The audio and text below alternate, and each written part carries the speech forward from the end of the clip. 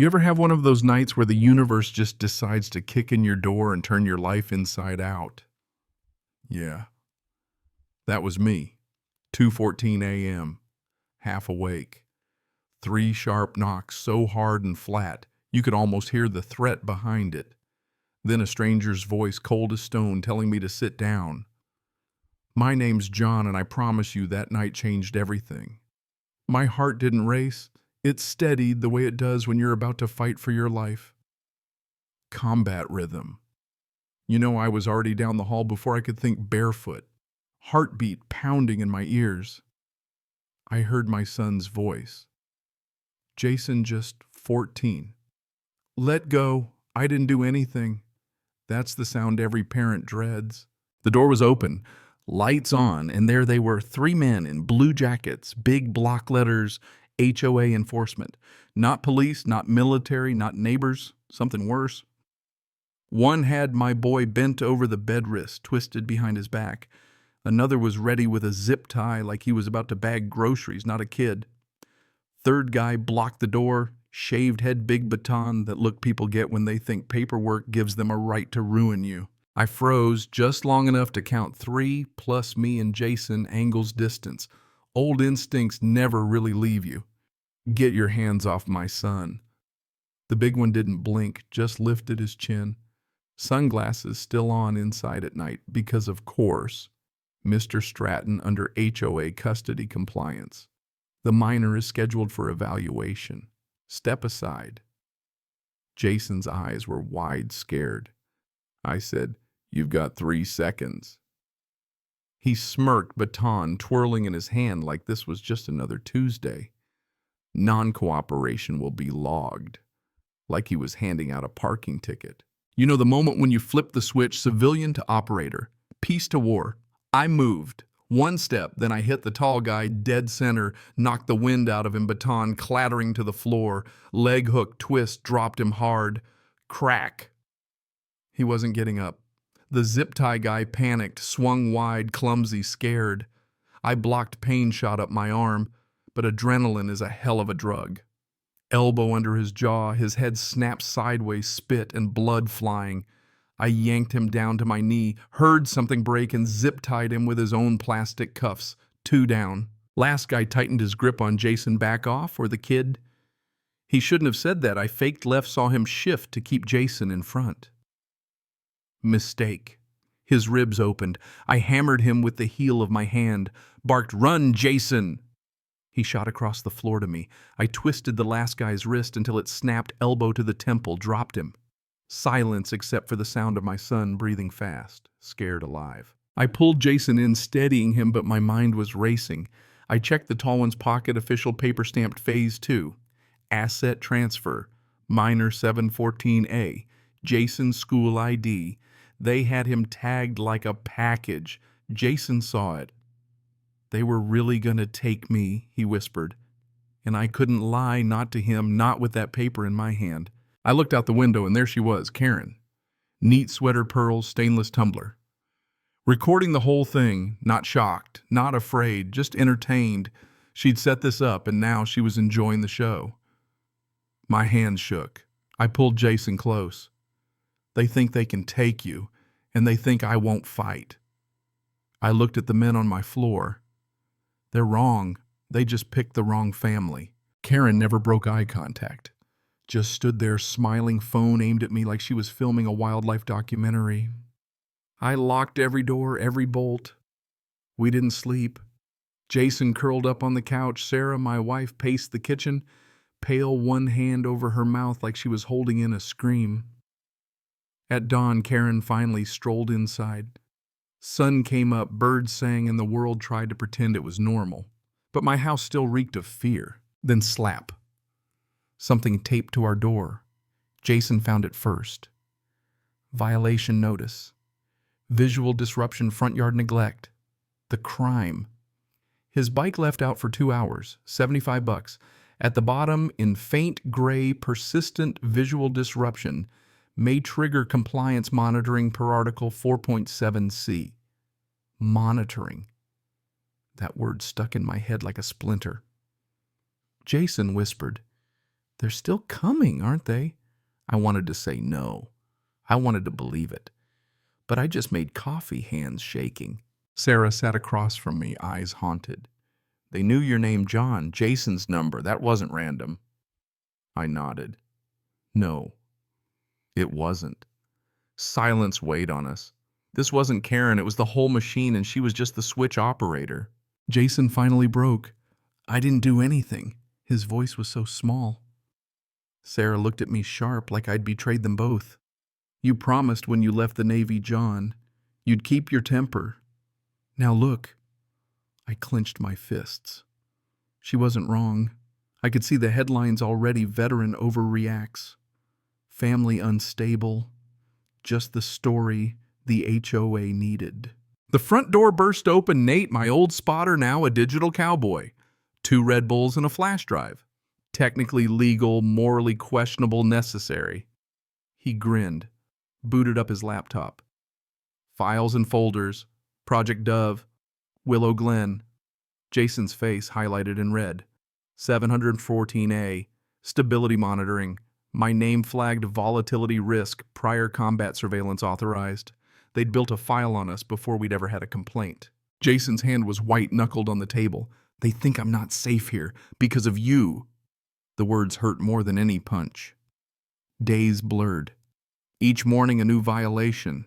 Trash bin out too early, $50. Garage door left open, $120. Lawn too tall, $200.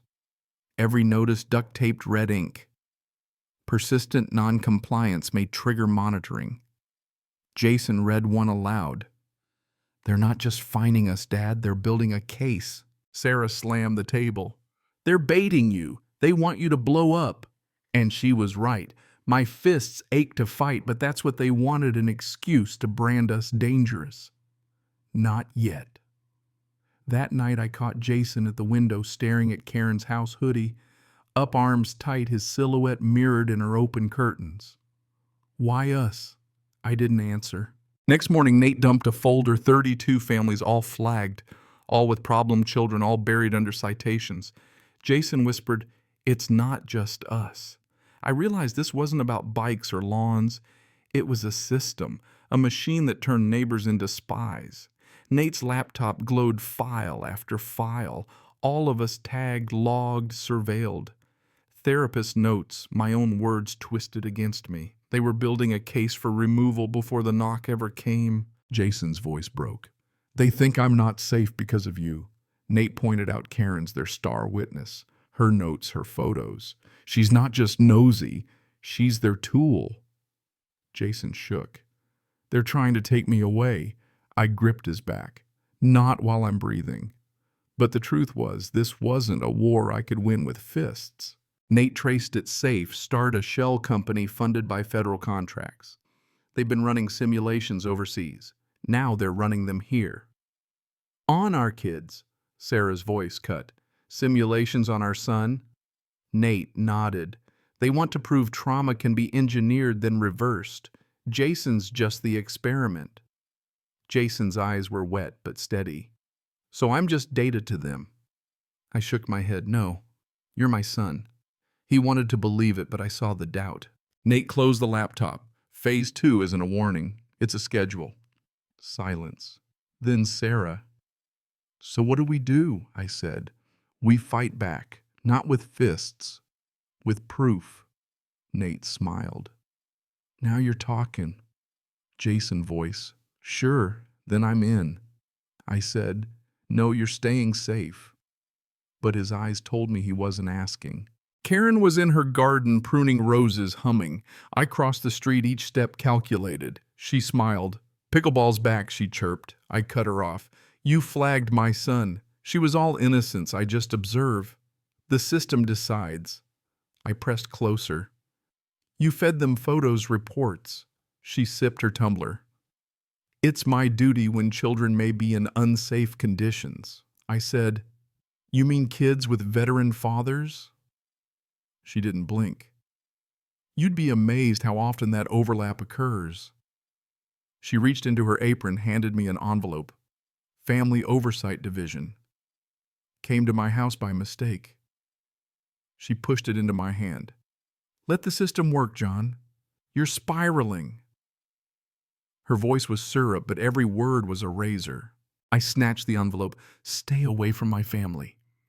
Her smile deepened. I don't go to your family. They come to me. Right then I understood she wasn't in charge. She was the bait. I had to go higher. Back home, Jason was gone. Phone on the counter screen lit, meet me.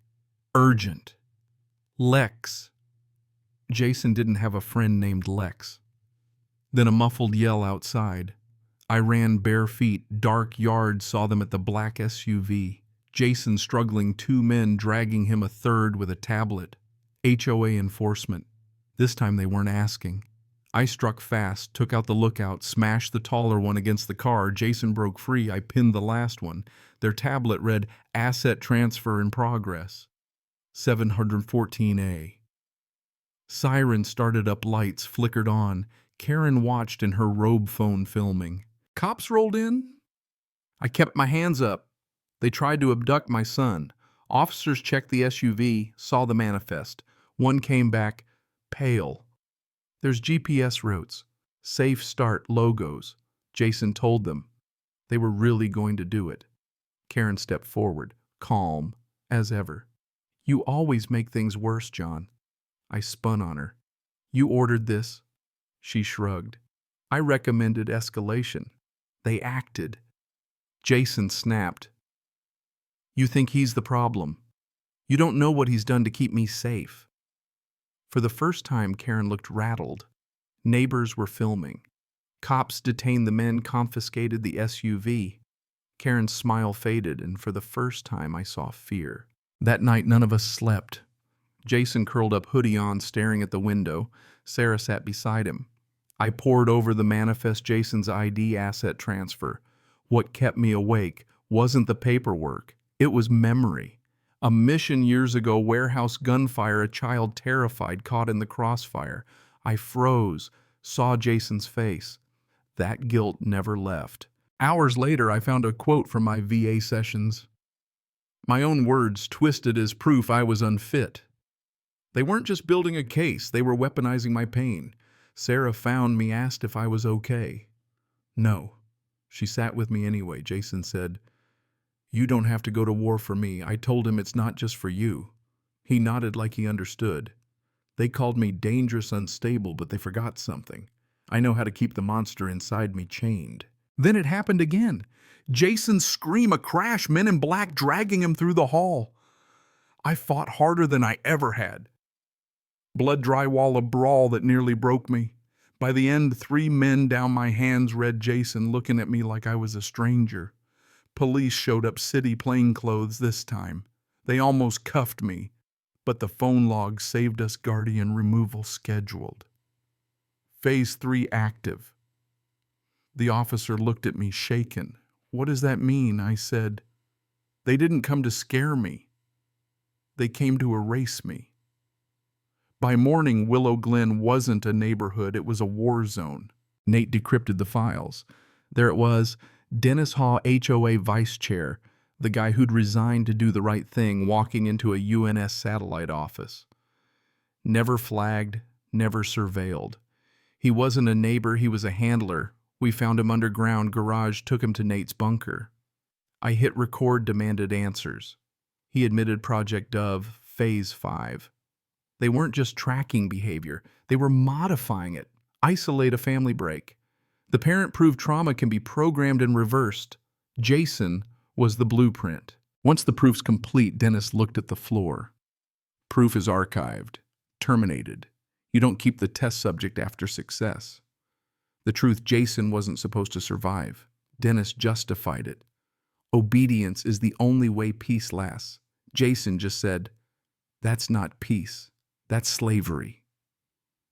And for once, Dennis had no answer.